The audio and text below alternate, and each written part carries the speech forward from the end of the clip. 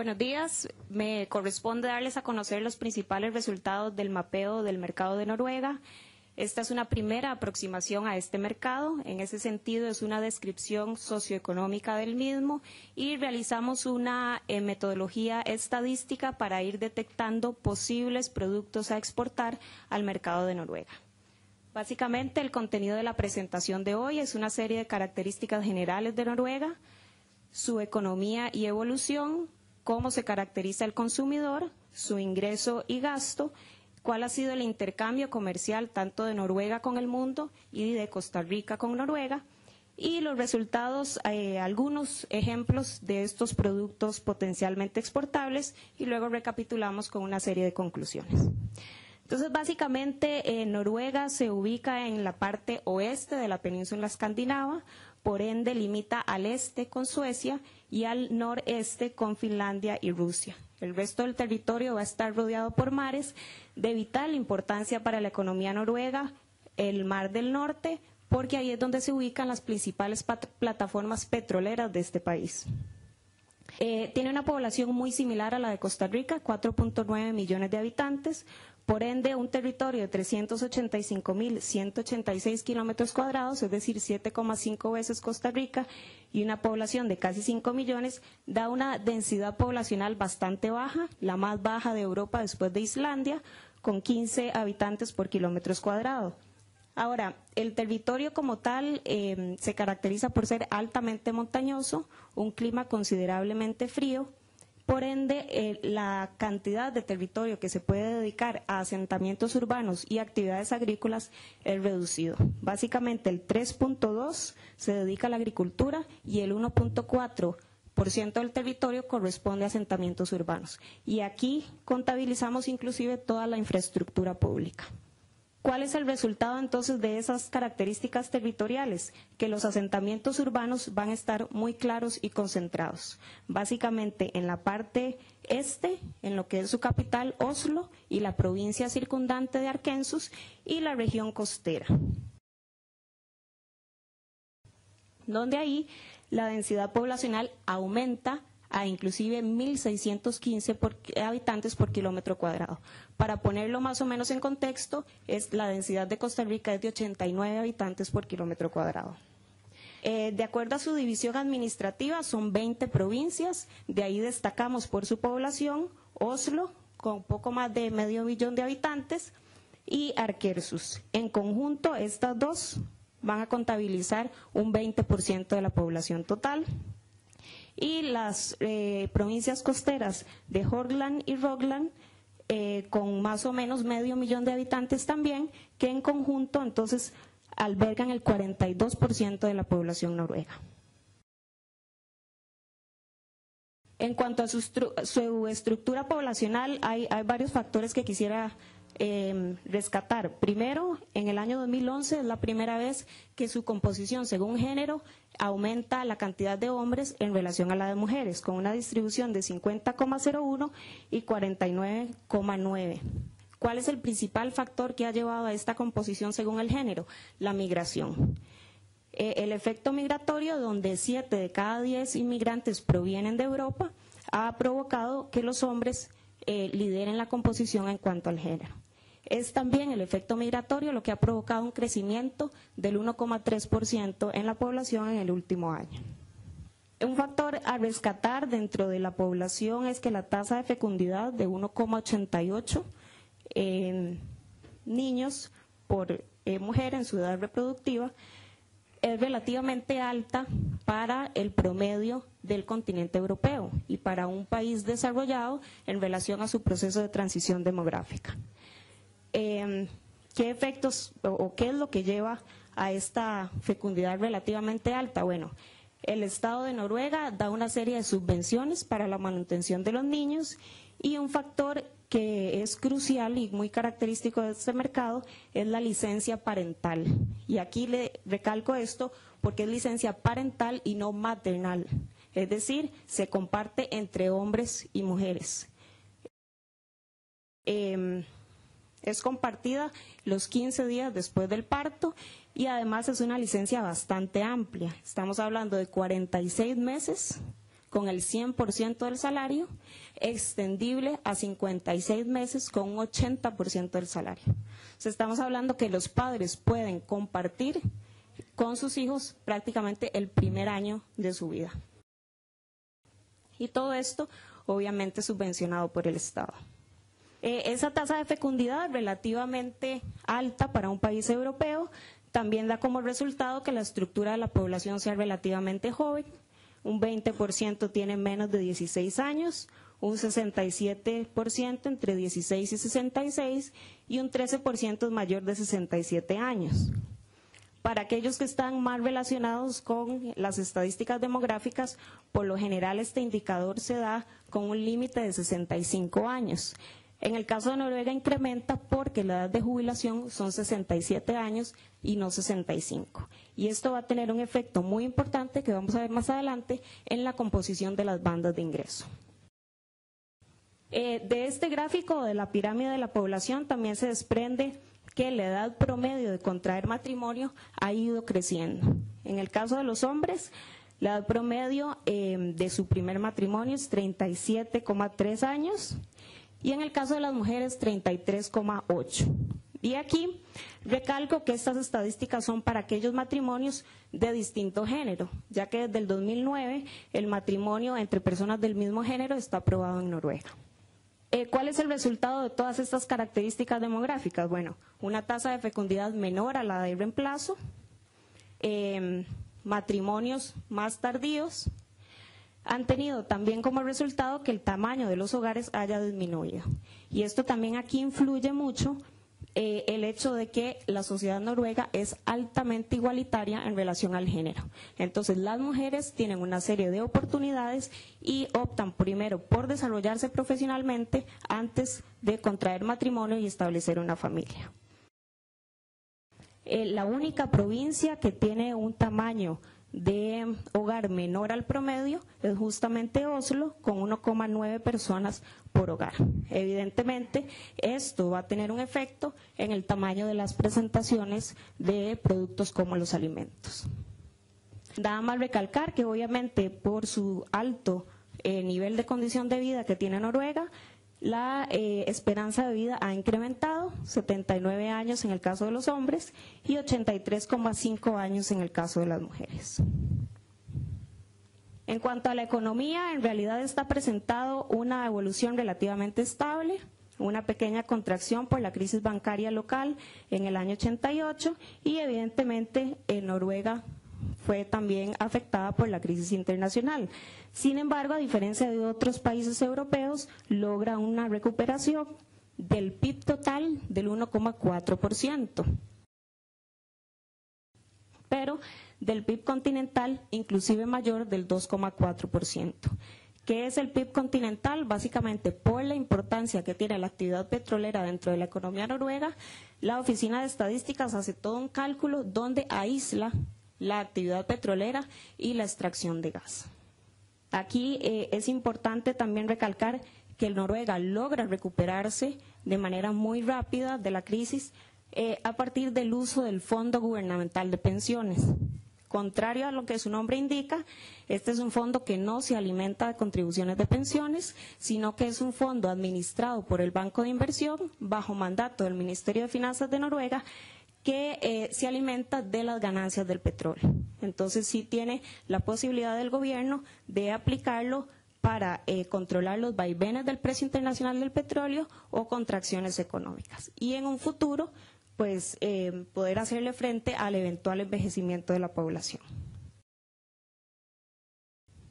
No solo el tamaño de su economía, sino también su crecimiento, se traducen automáticamente en un ingreso nacional bruto per cápita sumamente alto. Estamos hablando que es el cuarto país a nivel mundial, con un ingreso nacional expresado en paridad del poder adquisitivo de $58.090. Eso hace que el ingreso de Noruega sea 5 veces el ingreso de Costa Rica, que se ubica en $11.950, y es el segundo a nivel del continente europeo, solo superado por Luxemburgo. En cuanto a la composición del PIB, pues obviamente el petróleo y el gas van a ser la actividad más importante y esta es una actividad de reciente data, porque en realidad los descubrimientos y extracciones de petróleo se dan en 1970. Hoy representa casi la cuarta parte de la economía, dejando rezagada la pesca, que también es bien conocido en Noruega por sus exportaciones de salmón y de trucha, y dejando en un segundo plano la industria manufacturera, con una participación en el 2011 del 7%. Y aquí, en realidad, cada una de las industrias tienen una participación individual sumamente reducida. Entonces, esto da como resultado que el resto de las actividades, básicamente servicios, son el otro gran componente del PIB de Noruega. Y aquí sobresale la parte de salud y trabajo social, comercio, minorista y mayorista y reparación de vehículos y así sucesivamente. En el caso de los otros servicios, en realidad a nivel de la gráfica tiene una composición elevada, pero a nivel individual ninguno supera el 4%. Y ahí nada más rescatamos el caso de la educación, la parte de servicios financieros y de seguros, bienes raíces y servicios profesionales.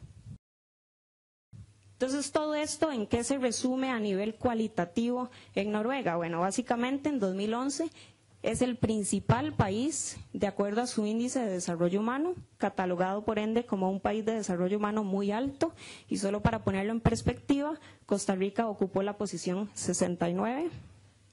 Noruega resalta a nivel mundial por su tasa de desempleo, que fue de 3,3%, mejorando 3 puntos porcentuales en relación al 2010, y es el país de la OECD con menor nivel de desempleo. Y solo para ponerlo también en perspectiva, la tasa promedio de las 34 economías que conforman la OECD es de 8,2%. Y bueno, una economía grande, crecimiento elevado, tasa de desempleo pequeña, pero además de resaltar la equidad en la distribución de su ingreso. El coeficiente de Gini fue de 0,25 y nada más para aquí aclarar, 0 sería perfecta igualdad y 1 perfecta desigualdad. En este caso, entonces, Noruega se ubicaría en la quinta posición a nivel mundial de acuerdo a la equidad en la distribución de su ingreso. ¿Cómo se refleja esto en el ingreso del consumidor y su gasto? Bueno, básicamente se van a reflejar en un mayor poder adquisitivo y capacidad de consumo. En el 2011 el ingreso disponible per cápita fue de $43.549, con un crecimiento real del 2,7% en el 2011 en comparación con el 2010.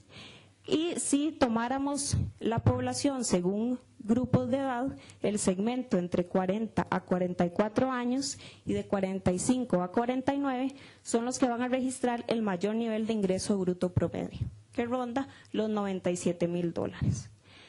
Si analizamos los datos según grupo de edad en el 2011, básicamente todos los grupos presentan un incremento generalizado.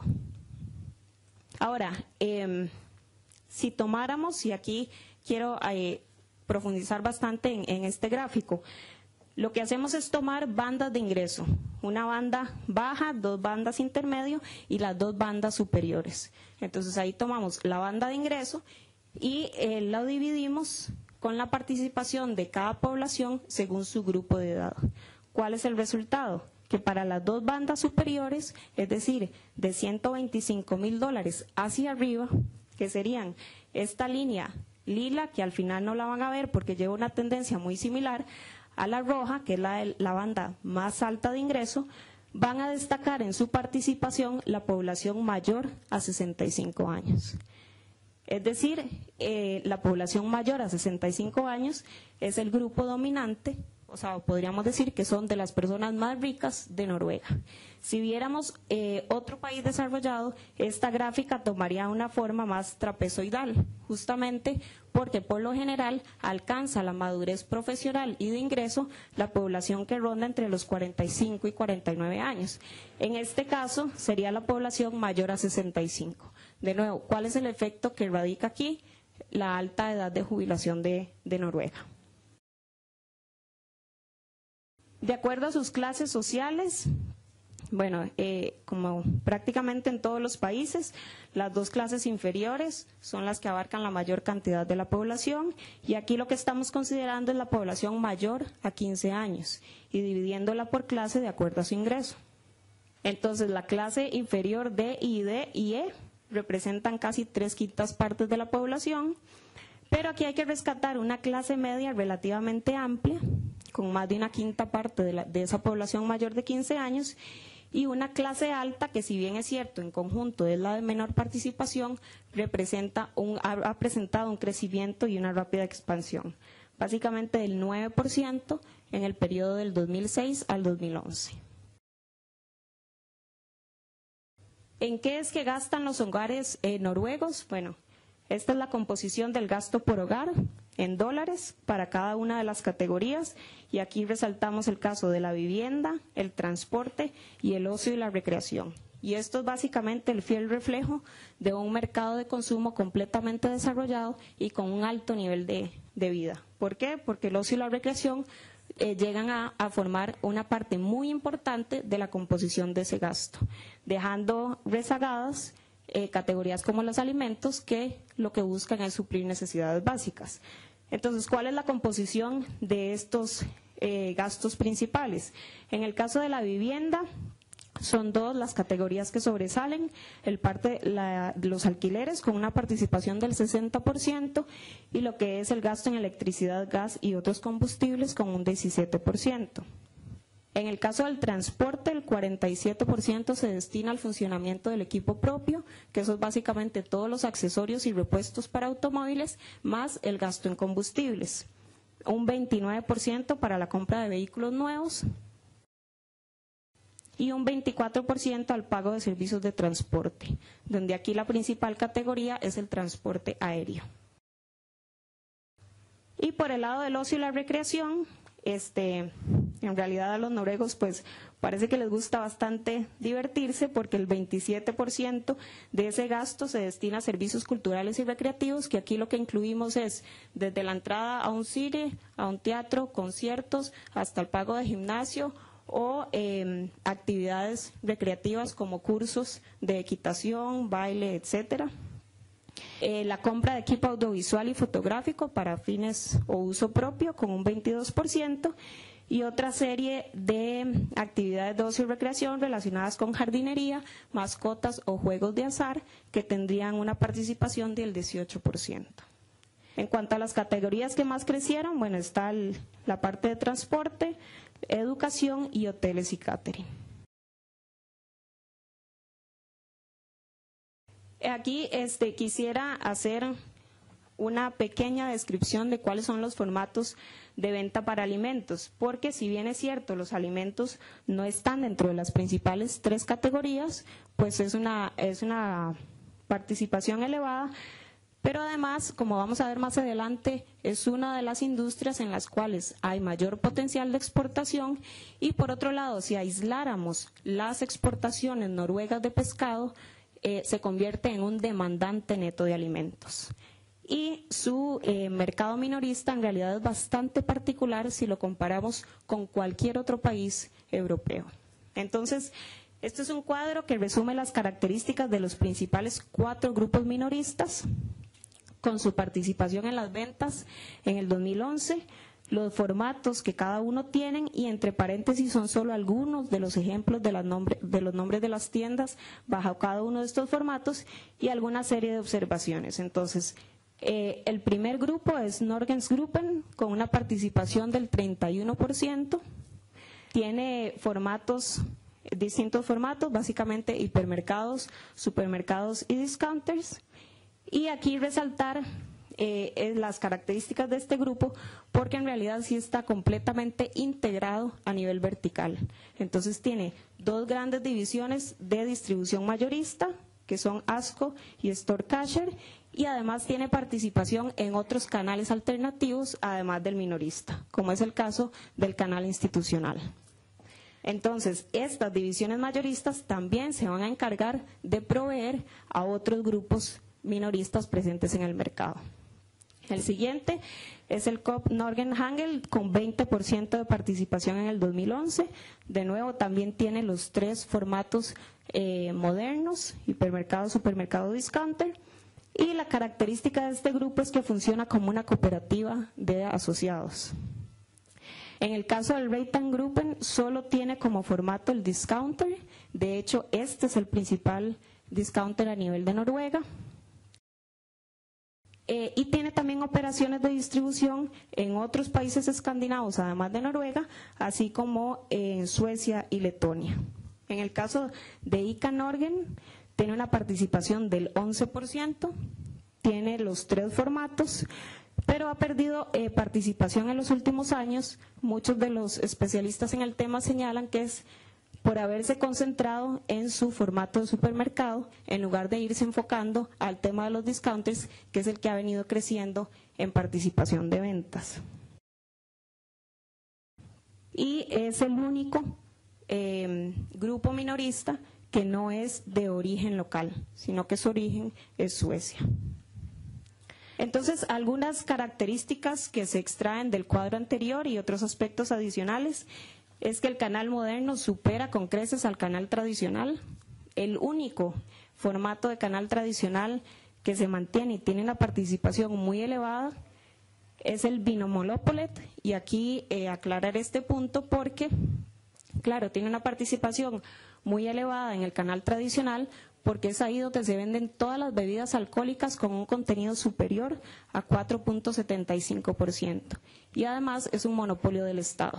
Entonces, evidentemente, va a mantener su participación así de importante. Solo al margen, las bebidas alcohólicas y el tabaco en Noruega tienen impuestos internos sumamente elevados, como una estrategia del gobierno para disuadir un poco su consumo. Sin embargo, no lo han logrado porque, bueno, es bien conocido que los noruegos toman bastante a pesar de los precios de las bebidas. La frecuencia de compra de los noruegos es elevada, entre 4 y 5 veces por semana. Aquí recordemos también, y lo unimos a la composición de los hogares, que en realidad es muy pequeña, y el tiempo que destinan a esta actividad es bastante bajo.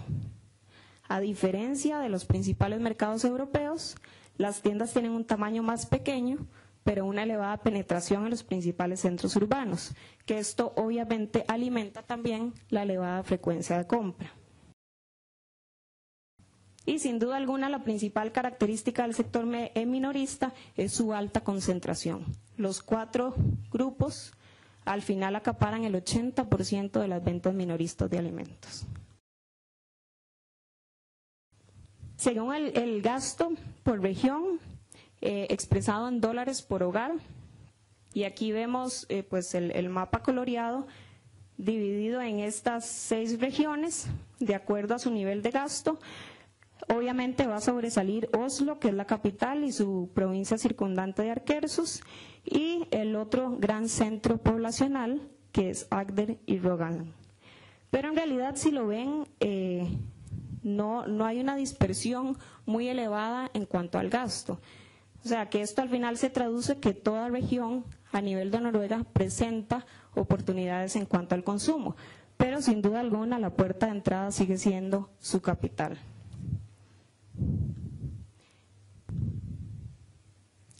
En cuanto a algunas tendencias de consumo, básicamente les voy a presentar 2 macrotendencias, lo que es la salud y el bienestar, y la tendencia hacia lo premium.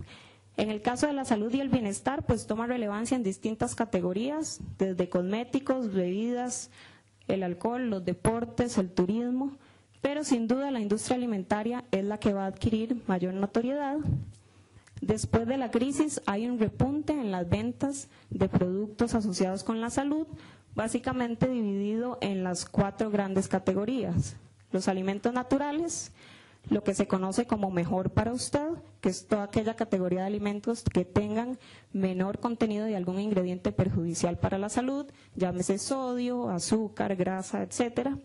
Los alimentos funcionales, que en realidad no tienen realmente la acogida en Noruega que tienen en otros mercados europeos, básicamente porque el noruego asocia lo saludable con algo más natural.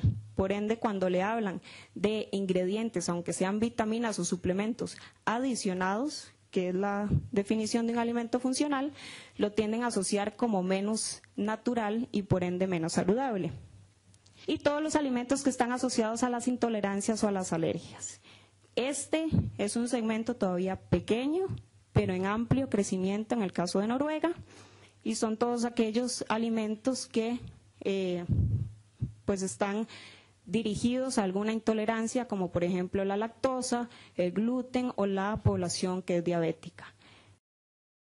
¿Por qué es que ha crecido tanto en el último año? Básicamente porque este tipo de alimentos se deja de vender en las tiendas especializadas para incorporarlo en la oferta de los supermercados y en góndolas separadas que distingan bien el tipo de productos para las intolerancias. Entonces, bueno, ¿qué es otro factor que ha impulsado la tendencia de salud y bienestar? Obviamente el gobierno.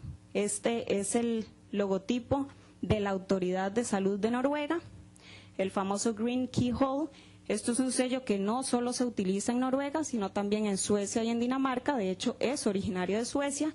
Y básicamente su objetivo es facilitarle al consumidor la identificación de aquellos alimentos con menor contenido de sodio, azúcar y grasas, es decir, aquellos mejor para usted o bajo la categoría de Better for You. Lo que veíamos en el video de las compras que realizan en Suecia y el éxito que tuvo entonces esta cadena con su campaña de I Love Eco. Y aquí nada más para que lo tomen como referencia, que en el caso de los productos orgánicos el precio es inclusive hasta 3 veces el de otros productos saludables, tomando en cuenta que la categoría de saludables ya de por sí es una categoría cara. Entonces, en resumen, se proyecta que el consumo de orgánicos y productos naturales incremente siempre y cuando se cumplan con 2 condiciones. Primero, incrementar la oferta de ese tipo de productos y segundo, ofrecerlos a un precio más asequible. La siguiente macrotendencia es la tendencia hacia lo premium, y aquí es una realidad que el consumidor noruego está más consciente de los precios y que los discounters son el principal formato de ventas. Por ende, podría interpretarse como contradictorio que esté creciendo esta tendencia. Sin embargo, hay una serie de factores que la impulsan. Básicamente, todo el contexto económico es el apropiado para que este tipo de productos crezcan. Entiéndase el crecimiento económico, el nivel de ingreso y en expansión, el bajo desempleo, pero además el consumo de este tipo de productos responde a la naturaleza humana de buscar una mejor posición y dejarla en evidencia. Entonces, este es el caso de la población noruega y sin duda la confianza del consumidor ha crecido en el desempeño económico del país. O sea, que registre tasas de crecimiento de inclusive el 2,4% inmediatamente posterior a la crisis le ha dado confianza a los pobladores noruegos.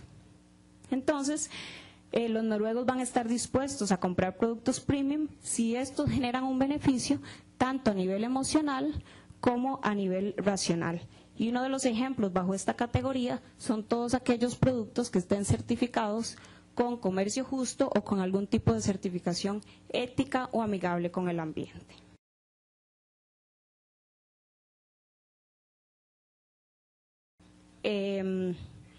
Al respecto, un poco qué es lo que señalan diferentes fuentes de información de cómo llevar una tendencia de low premium en un país que de todas formas su nivel de precios es sumamente alto. Pues básicamente lo que señalan es que el noruego tiende a asociar en un precio elevado con calidad y eso impulsa su consumo. Y por otro lado, si bien es cierto, cuando se les entrevista, ellos señalan que el precio ha tomado mayor importancia, en realidad a la hora exacta de hacer la compra, como que no son, no se quedan tan apegados a este pensamiento de que el precio es lo importante. Entrando al tema del intercambio comercial, y aquí voy a ir rápidamente en esta parte de estadísticas. Básicamente Noruega tiene una balanza comercial positiva. Obviamente el petróleo y el gas van a ser sus principales productos exportados. Si lo vemos acá, el 67% de todo lo que exporta es petróleo y gas, seguido por su producto tradicional, que es el pescado, una serie de metales y materias primas, y bueno, otros con un 21%. ¿Cuáles son sus principales destinos? Pues obviamente todos los países de Europa van a ser los principales socios, y aquí hablo de socios porque son los principales destinos y los principales orígenes de las importaciones.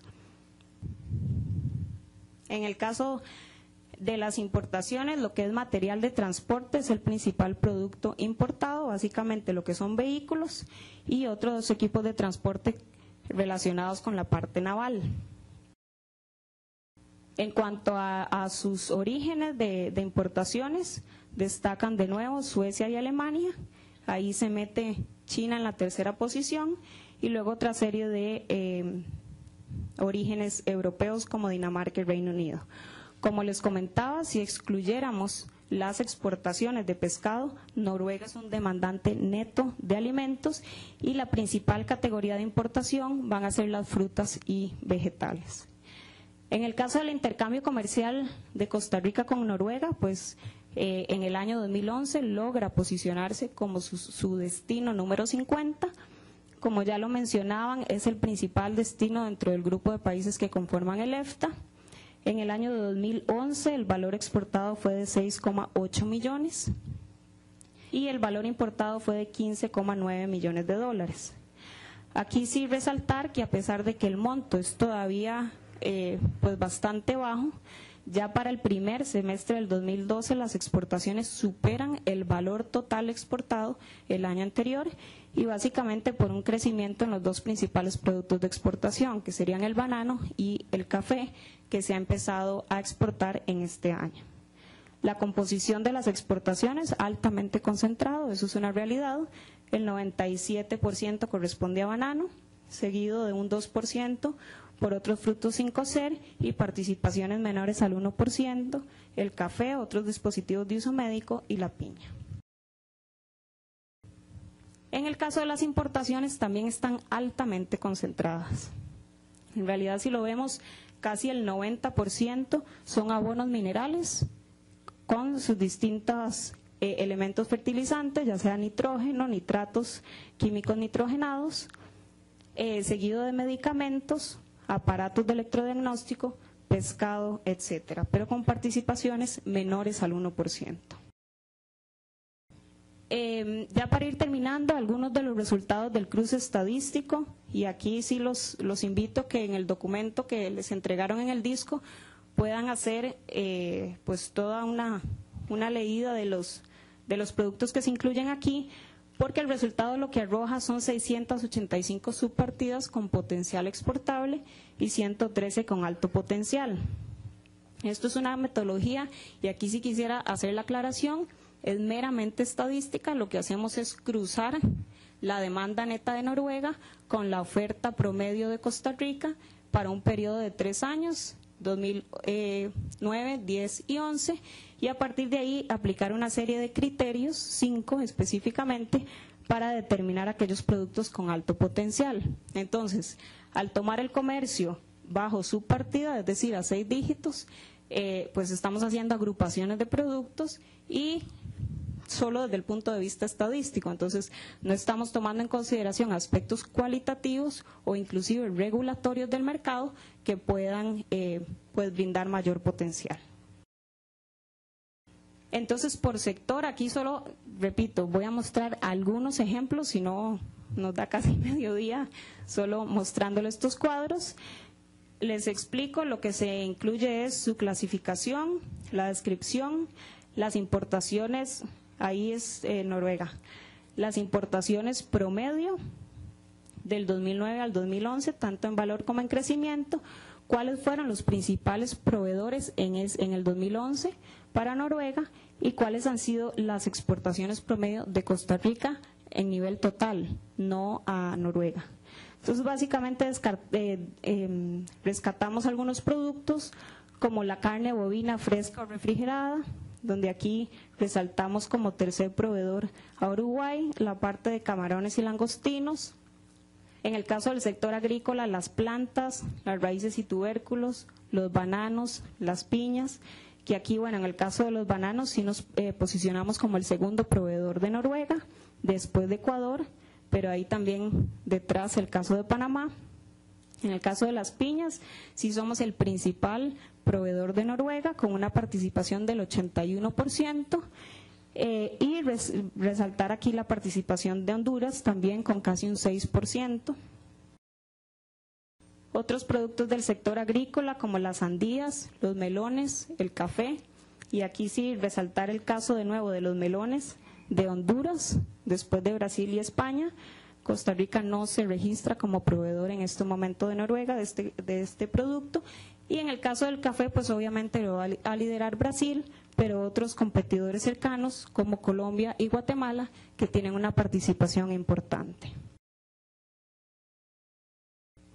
En el caso de la industria alimentaria, en el caso del azúcar, las galletas, productos de panadería, jugo de naranja, demás preparaciones alimenticias.